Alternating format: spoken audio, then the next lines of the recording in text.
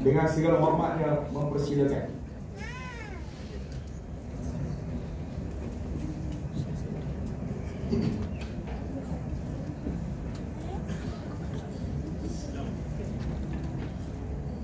Assalamualaikum warahmatullahi taala wabarakatuh. Assalamualaikum warahmatullahi wabarakatuh. Alhamdulillah wassalatu wassalamu ala Rasulillah wa ala alihi wa sahbihi wa mawala, amma ba'd. Jumaat, hari yang terbaik yang Allah kurniakan bagi kita dalam tempoh seminggu. Antara kebaikannya, dia menghimpunkan jiwa-jiwa yang beriman dan menginginkan kebaikan daripada hari yang Allah kurniakan ini dalam pertemuan yang dinamakan pertemuan Jumaat. Jumaat yang menghadirkan kefahaman daripadanya perhimpunan yang berlaku saban minggu. Dalam rutin kebiasaannya, tak kala mana pertemuan itu berlaku, pasti akan ada kuntuman, senyuman dan juga sapaan mesra yang menghadirkan gembira dalam hati manusia, kerana dia tahu dia tidak berseorangan di dunia ini. Tetapi perlu kita sedar, perhimpunan di dunia ini cuma satu daripada perhimpunan-perhimpunan yang ada, dan di sana ada satu perhimpunan yang besar yang kita akan dihimpunkan pada satu hari tersebut yang digelar sebagai hari kiamat. Perhimpunan yang terbesar yang kita diberikan peluang untuk mengetahui hakikat perhimpunan, yang pada waktu itu disitulah akan terletak penentuan sama ada gembira yang kita rasakan di dunia ini akan berpanjangan ataupun ia akan berakhir dengan kesedihan.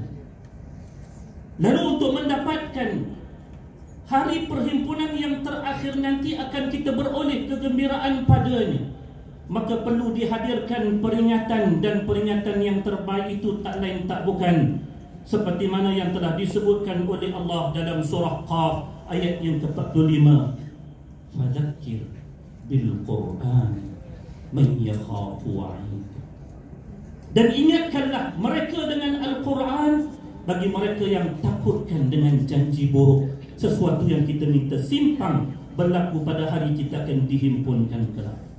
Peringatan surah Al-Jum'ah ini dimulakan dengan mengingatkan hidup dunia ini mesti diteruskan dengan dihadirkan syukur yang selalu dipanjatkan menerusi tasbih kepada Allah, pemilik kepada dunia dan akhirat. Dialah rajanya yang tidak ada kelemahan padanya, Al-Quddus, dan dialah yang maha berkuasa dan maha bijaksana dalam pengaturannya terhadap kehidupan makhluk-makhluk. Antara pengaturannya yang sempurna, diutuskan kepada kita Nabi yang membawakan Al-Quran bukan sekadar untuk orang Arab, bahkan untuk orang Ajam seperti kita. Daripada situlah kita beroleh petunjuk bagaimana untuk berhadapan dengan hari perhimpunan yang kita harapkan hari itu adalah merupakan hari yang bahagia untuk kita. Al-Quran yang Allah hadirkan ini diperingatkan kepada kita jangan diperlakukan seperti mana orang-orang yang sebelum daripada kita memperlakukan kitab-kitab mereka, khususnya bagi golongan Yahudi yang telah pun diberikan Taurat, sesuatu yang mampu untuk menjamin kebahagiaan hidup akhirat mereka. Tetapi di hadapan mereka kitab tersebut diperbuat seolah-olah ia seperti mana buku-buku yang lain, mungkin dibaca tetapi tidak difahami, tidak ditunaikan tanggungjawab kefahaman dengan dilaksanakan tuntutan-tuntutan yang mampu untuk memberikan jaminan kebahagiaan kepada dirinya. Maka mereka inilah yang telah diumpamakan seperti mana keldai, bahkan kehidupan mereka itu lebih teruk daripada keldai, kerana keldai kalaupun dia menanggung kitab-kitab, dia tidak akan berani mengubah isi kandungannya. Sedangkan orang Yahudi yang berada di hadapan mereka kitab yang memberikan jaminan kebahagiaan, mereka berani untuk merubah isi kandungannya mengikut selera hawa nafsu. Maka lantaran itulah Allah memperingatkan golongan ini dengan kepintaran mereka, konon-kononnya mampu untuk menghadirkan sesuatu yang lebih baik daripada wahyu Allah. Andai kata mereka menganggap apa yang mereka punya itu lebih baik daripada sekalian yang lain, beranilah kalian untuk berhadap dengan kematian. Sedangkan diketahui orang Yahudi adalah orang yang paling takut dengan kematian, kerana mereka tahu pengakhiran mereka bukan sesuatu yang membahagiakan, bahkan akan membinasakan. Sedangkan bagi kita semua orang beriman, antara saat yang ditunggu-tunggu iaitulah mereka mengharapkan kematian yang akan menghadirkan akhirat dalam kehidupan mereka. Pertemuan yang diharapkan bukan berlaku sesama kita, tetapi kita akan berhimpun bersama dengan zat yang telah kita puji selama ini dengan tasbih kita, iaitulah Allah Subhanahu wa ta'ala. Demi untuk pertemuan hari tersebut, Allah Subhanahu wa ta'ala merintahkan kepada kita untuk sentiasa mengambil ingat daripada masa ke semasa, kerana inilah yang akan menjamin keberhasilan hidup tanpa merugi. Wa tawasau bil haqqi wa tawasau bis sabr. Maka lantaran itulah orang yang punya iman, ketika mana mereka berhadapan dengan hari Jumaat, minda mereka itu perlu disetkan untuk hari pertemuan tersebut. Maka Allah ketika mana merintahkan kita untuk hari Jumaat ini, Allah kata, wahai orang beriman, berusahalah dengan sesegera mungkin untuk mengingati Allah, ila zikrillah, yang difahami dengan khutbah Jumaat yang akan mengingatkan kita tentang takwa, persiapan untuk akhirat yang kita inginkan, menempat surga daripadanya, dan tinggalkanlah dunia yang sedang diidam-idamkan oleh seluruh yang melupakan hari pertemuan lebih daripada surga yang Allah janjikan untuk mereka. Wadarul bay', satu daripada kegilaan manusia adalah memperolehi keuntungan jenis itu. Tinggalkan seketika untuk Allah. Apa yang ditinggalkan seketika untuk Allah ini pada waktu yang telah ditentukan ini, ianya telah pun dinyatakan dengan jaminan itulah yang terbaik untuk kita kalau kita mengetahui akannya. Tetapi Allah bukan menutup ruang untuk kita menikmati nikmat-nikmatnya.